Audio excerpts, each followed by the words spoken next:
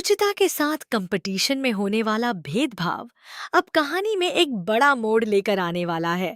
क्योंकि जब रुचिता अपना सामान लेकर कंपटीशन में पहुंचती है, तभी नेह की दादी उसके रंग को लेकर ऐसी बात कह देती हैं जिससे रुचिता का दिल पूरी तरह टूट जाता है।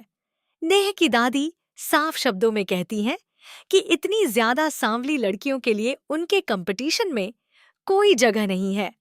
वह रुचिता का हाथ पकड़कर उसे वहां से बाहर निकालने की कोशिश भी करती हैं।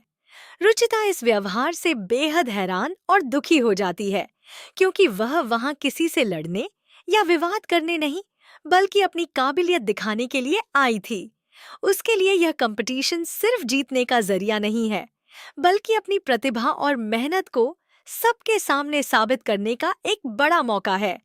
लेकिन तभी नेह के दादाजी और निहाल अपनी दादी की इस सोच का विरोध करते हुए सामने आ जाते हैं। दोनों साफ तौर पर कहते हैं कि किसी भी इंसान की काबिलियत उसके रंग और रूप से तय नहीं होती।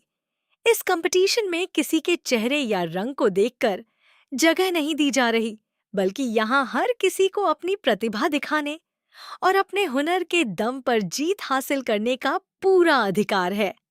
निहाल भी रुचिता का साथ देते हुए यह साबित कर देता है कि वह उसके रंग को नहीं, बल्कि उसकी काबिलियत और मेहनत को महत्व देता है।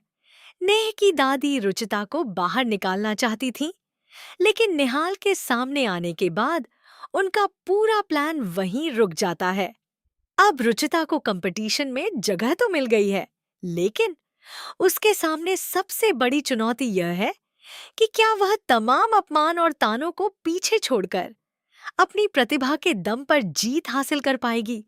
रुचिता के लिए यह मुकाबला अब पहले से कहीं ज्यादा महत्वपूर्ण हो चुका है, क्योंकि वह सिर्फ प्रतियोगिता जीतने के लिए नहीं, बल्कि उन लोगों को जवाब देने के लिए भी आगे बढ़ेगी जो उसके रंग को उसकी काबिलियत से बड़ा मानते हैं।